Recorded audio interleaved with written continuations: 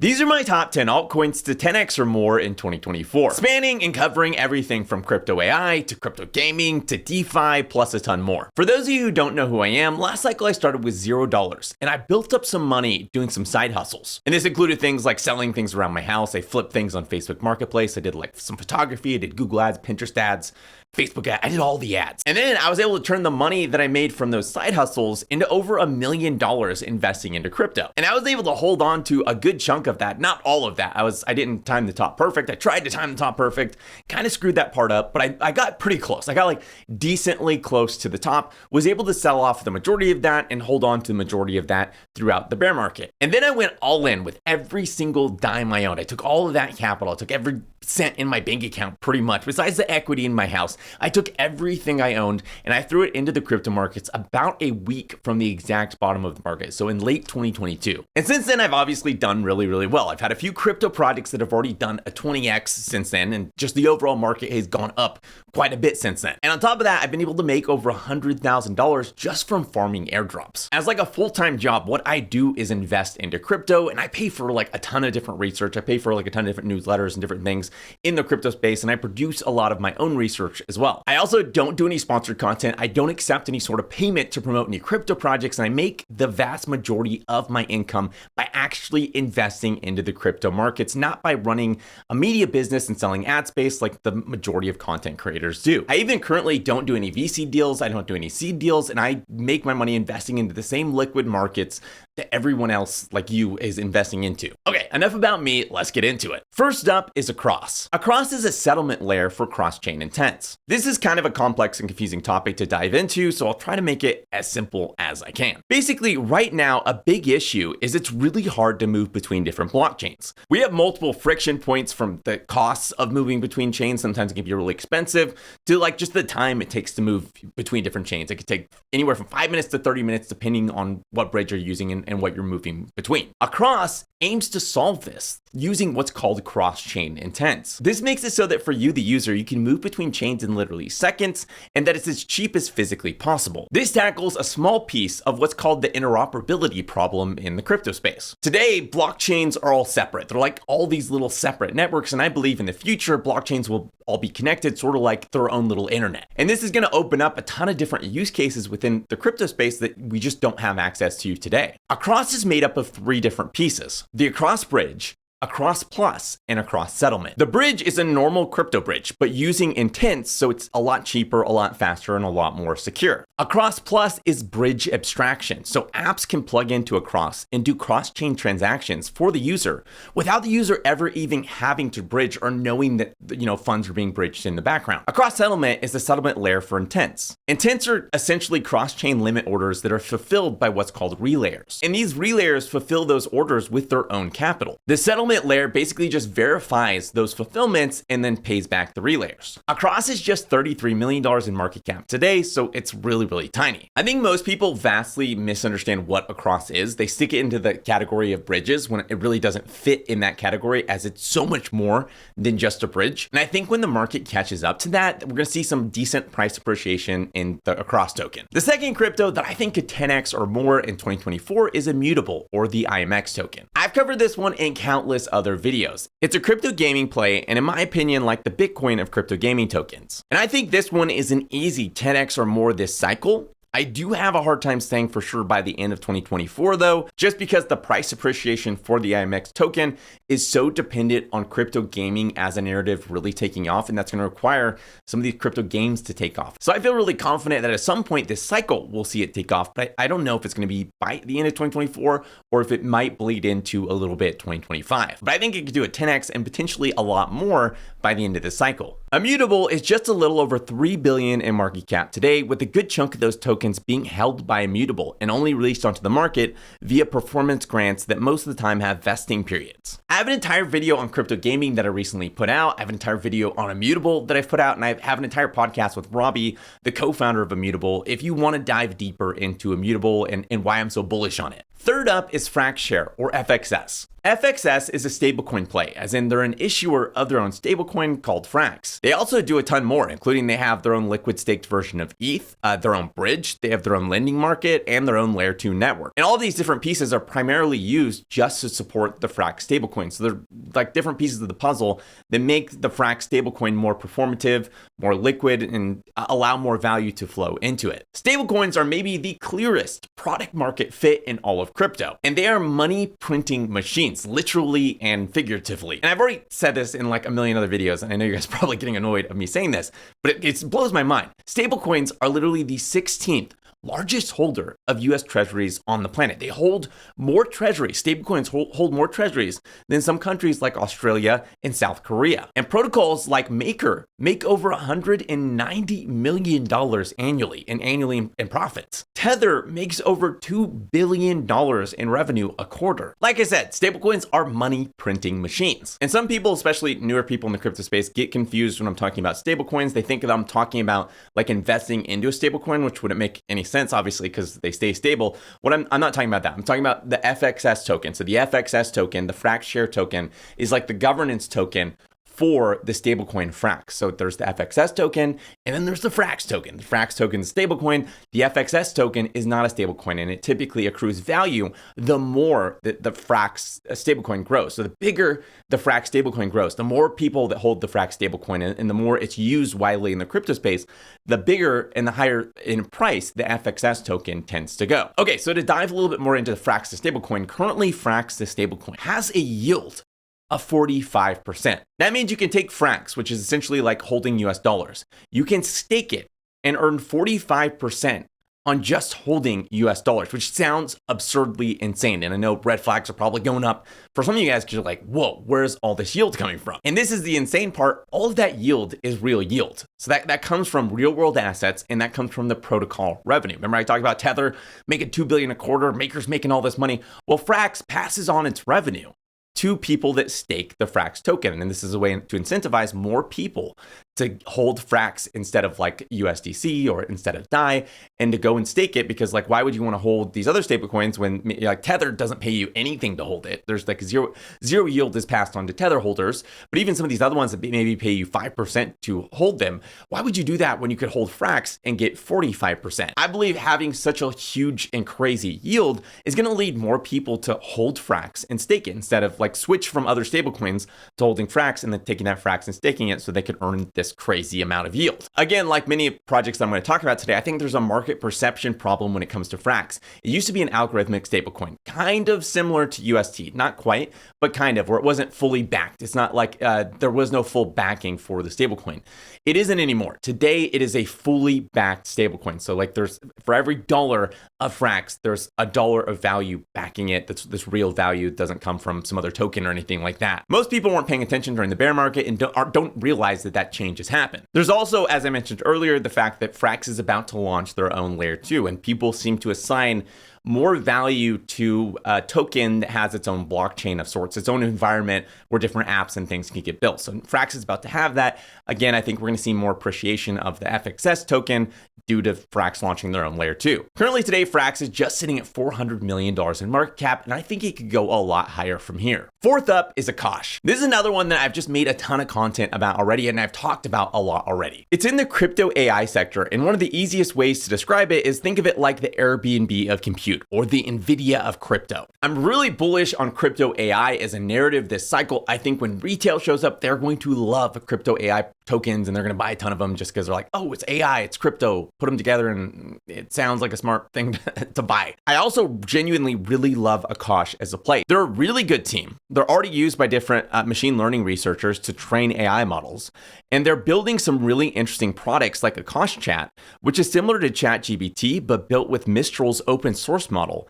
And it uses Akash's permissionless compute to actually function and run all the different things in the backend. You can either watch my recent AI video or my video on Akash or my interview with the founder of Akash if you want to go deeper on Akash and what it is and how it works. I've been talking about Akash since it was tiny, and it's already gone as high as a 20x this cycle. And I still think it could go a lot higher from here. It's just sitting at a $1 billion market cap. Even today, it's not even at 1 billion. It's like $900 million market cap today. I still think it could go much higher. In fact, I believe believe we're going to have at least one crypto AI token that's going to go over $100 billion this cycle. And I think Akash has the potential to be in the running for maybe being that token. If it were to do that, that would be 100x from here. Fifth up is Research Hub. Maybe one of the most important notes about Research Hub is one of its founders is Brian Armstrong, the same guy that founded Coinbase, and that Research Hub already has a token. Research Hub is a DeSci project, and DeSci stands for decentralized science, and it's literally one of the coolest use cases for crypto that there is today. I don't want to get into all the details on DeSci here because it literally would take an entire video.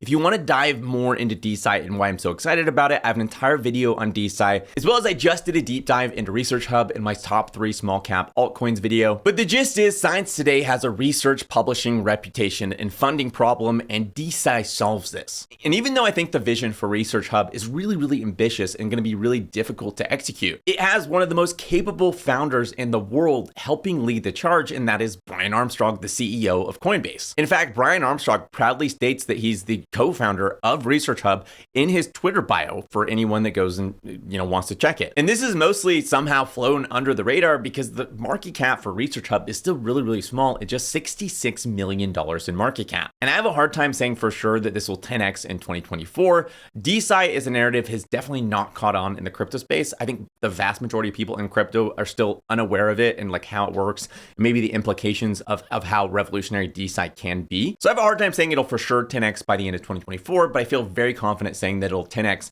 by the end of this cycle, especially when retail shows up. They tend to find all the secret hidden things. They're always looking for the next big thing. And so it brings a lot of these things to surface and a lot of these things to light. And that's when they typically end up taking off. And I still have a ton of other projects to dive into, but really quick, as of today, April 22nd at 10 a.m. Eastern time, I've opened back up the Obsidian Council for 100 new members. Obsidian Council is my private research community where I share monthly research, my entire portfolio updated monthly, buy and sell alerts when I jump into projects, and a ton more. We've had projects like Akash, which we just talked about, which is up over 1,700% since sharing it. We've had projects like Pendle, which is up over 700% since sharing it. Projects like Lake, which is up over 1,200%, and a ton of others. We also have the airdrop guide, which some members made over $26,000 last year from airdrops alone, covering their membership for literally decades. I personally made well over $100,000 between this year and last year doing airdrops, and I share everything I'm personally doing with airdrops with the community via the monthly airdrop guide. There's a link in the description if you want to sign up, and again, I'll be closing the group back down once we hit the 100 member cap.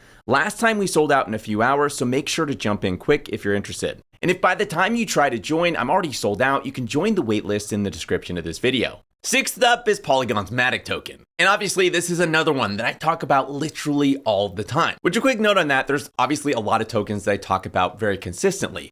That's because, again, as I talked about earlier, I don't just make content because I need to get views. So I'm not constantly shuffling in 10 new cryptos so they can get a ton of views and, everyone gets all excited and goes and buys those things. I talk about the things that I'm actually investing into, that I actually have conviction in, and I actually plan on making money with. You're not going to make a lot of money if every other week you're like shifting your money around from crypto to crypto and trying to chase all the popular narratives and popular gains. You don't really have conviction in any of your positions. That's why you hear me talk about a lot of the same cryptos over and over again. It's because these are the ones that I have conviction in. I've done a lot of research. I'm staying up to date on these things. I know what's going on. I know what's happening, and I'm placing my bets. There are two major catalysts that I think make Madic a prime candidate for the next Solana-like run-up. First off, the Madic token is going to transform into the Pol token. So Polygon's getting a new token. They had the Madic token. That one's going away. Now they're going to have the Pol token. So everyone that holds Madic token, that token's going to become the Pol token, which means it's going to be a new token. Even though it's just the old token with a new name,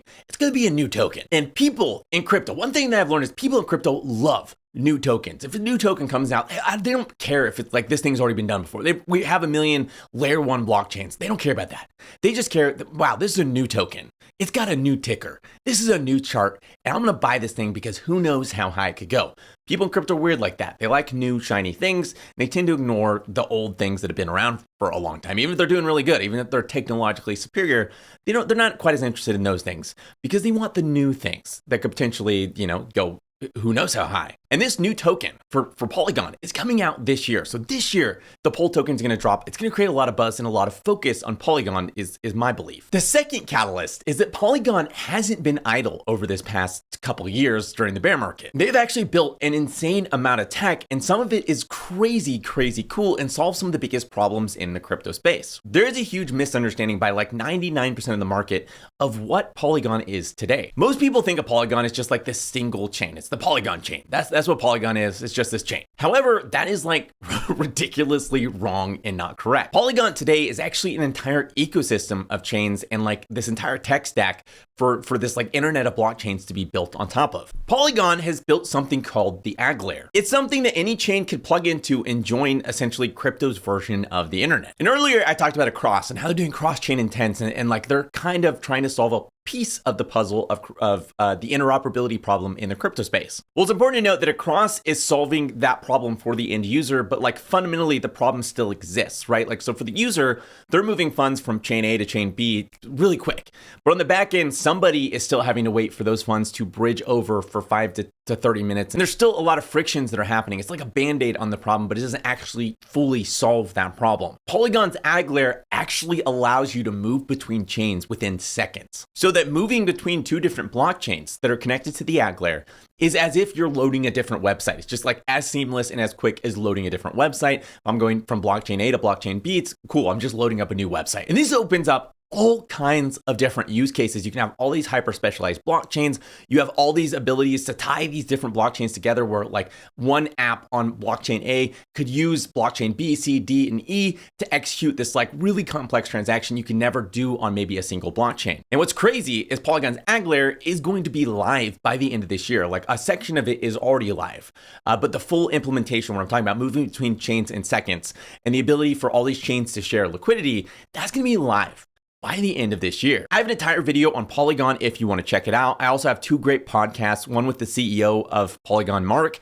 and another with Brendan, one of the leading minds when it comes to everything ZK, the tech that powers the AG layer and allows it to do what it does. Today, Polygon is just 7 billion in market cap, but I can see it going as high as 70 billion by the end of the year. Seventh up is the Wnter token. Wnter is tiny today at just $15 million in market cap, and it aims to be the core infrastructure for on-chain crypto gambling. If you don't understand what on-chain crypto gambling means, today we have a lot of different like crypto gambling apps, but they're all centralized and off-chain. So like the vast majority of their functionality is off-chain. It's on some centralized database. On-chain crypto gambling is a problem that nobody has yet tackled. And Wnter aims to be the foundational layer for a ton of different apps and front ends to come build on top of for their own like crypto gambling apps. So like think of all the crypto gambling things that exist today. They're doing it on off-chain. Imagine them building it on-chain. They would build it on Wnter is kind of like the vision for Wnter. Maybe another way to think of it is like think of them as sort of like the Apple App Store. So Wnter is the Apple App Store, and they allow all these different apps and things to build on top of them, do a bunch of stuff, but like they're fundamentally using Wnter as their core infrastructure to build on top of. And the cool thing that I learned about Wnter recently that I didn't know is that Wnter isn't just for crypto gambling. It's also for crypto gaming. Anything that requires verifiable odds, randomness, as well as liquidity, etc., can tap into Wnter and use it as like a core infrastructure for what they're building. There's a ton to this project, and I did an entire podcast with their head of BD if you want to go in depth. This is another one that could easily 10x if the narrative or like the sector caught any sort of traction. Even 100x from here would just put Wnter at $1 billion market cap. So it's just so tiny today. There's a lot of upside potential for it if anything within that sector, anything within the crypto gambling sector started to gain some traction. Eighth up is Index. Index is another one that I've covered quite a bit. I have an entire video already dedicated to crypto index funds, as well as a recent video on some of my small cap plays that highlights Index. And a really easy way to think of Index is just index funds on chain. Index funds are some of the most popular products in the traditional finance space. And it makes a lot of sense that in the crypto space, we would also have crypto index funds. Index funds inherently are just a way to make investing easier. People don't have to do a bunch of research. They don't have to understand each individual company. They can buy a basket of assets that's like within a sector where I have a bunch of tech stocks, or I have a bunch of AI stocks, or whatever. And the crypto space, I imagine it's going to turn out the same way. Crypto investing is really, really difficult. It would be a lot easier for most users to be like, I want to buy crypto AI tokens, I want to buy DePIN tokens or crypto gaming tokens, etc. Index, I believe, has a lot of potential when it comes to crypto index funds. And they recently released a new concept called PRT tokens. These are really, really cool and basically allow them to launch indexes a lot faster and a lot easier. And their first PRT launch just recently happened. It was a massive success. And it's going to mean they're going to be able to launch a lot more index funds moving forward, which is going to mean more and better products for the end users. If you want to go more in depth, check out my other 2 videos on index. Today, the market cap for index is just $30 million, meaning for it to 10x, it would just have to go to $300 million, which really is super doable for a project of this caliber. Ninth up is Cowswap's Cow token. Cowswap is the single best DEX experience in all of crypto, in my opinion. Whenever I am using Ethereum and I have to do a swap, I go out of my way to go use Cowswap because it is that much better than every single other thing on the market that is around today. It's a DEX aggregator, so it finds the best swap price for you across all sources of liquidity, but it does it using intent-based architecture, meaning they're able to deliver cheaper prices on most swaps than literally everyone else out there. And you may have heard of Uniswap doing some sort of intent-based architecture and building out their Uniswap X and all these other different things as well. Well, Uniswap got this concept from Cowswap. Cowswap was the original innovator that built all this stuff. This team is, in my opinion, one of the single best teams in the space. Cowswap has their DEX aggregator, as well as they have their MEV capturing Cow AMM, as well as they have their Cow widgets and a bunch of other cool things that they built. And right now, Cowswap is just on Ethereum, but they plan to launch on a ton of other chains in the future. And my belief is as they continue to innovate, as they continue to release these new products that and things that nobody else in the space is releasing, that they're going to grow mindshare and market share, especially as they start launching on a lot of these other chains. Today, Cowswap is just $22 million in market cap, so it is like incredibly tiny. A 10x from here would put them at just $200 million, which is still well below what Uniswap is, especially like at the height of last cycle, Uniswap got to like $20 billion. So they're so tiny today. And especially with all this innovation coming out of them, I could see them doing really well this cycle. Number 10 is Perion's Perk token. This is another ridiculously tiny one, sitting at just $9 million in market cap. And it's another one I talk about literally all the time. It's a crypto gaming project, and in my opinion, has a ton of potential once the crypto gaming narrative hits. I talk about Perion in depth in my crypto gaming video I recently released, as well as I have a full interview with the founder on my podcast. A 10x from here would put Perion at just $90 million in market cap, which is still really tiny. And 100x from today's prices would put Perion at just $900 million in market cap. Now I have an 11th token that I'm gonna be sharing in my newsletter. And I know that's probably annoying to some of you guys, but think of it as a way to get some like early alpha. Like it's not, most people don't sign up for my newsletter, so a lot of people aren't gonna hear about it. So you're gonna be able to get into that token if it's something that's interesting to you before the vast majority of other people hear about it. This is a very much lesser known token. It's one that I've never talked about on my channel before. And my newsletter is a completely free newsletter. You can sign up for it in the description of my video, and it's literally just a way for me to like push out like when I publish content. So like every week I send out an email and say, hey, I made this YouTube video, I made this podcast. If you want to check them out, check them out. Sometimes I have little notes in there. Sometimes I include like a reference to like, hey, this is a cool token or something like that. And I'm playing around with adding in like some of the top airdrops that you should claim that week that maybe you've earned and different things like that. As always, none of this was investment advice. None of this was me telling you to buy these tokens or that like these are tokens you should buy. You should always do your own research, and blindly copying YouTubers is literally the worst way to invest on the planet. Crypto is extremely risky, and you should know what you're doing and have some conviction into what you're investing into. If this video is helpful, make sure to hit that like button. If you have any other cryptos you think should have been on this list that are just like you think you're going to 10x or more over this next year, let me know in the comments below. And if you want to see more videos like this, make sure to hit that subscribe button and the little bell next to it to be notified each time I release a video. Thanks for watching, and I'll see you next week.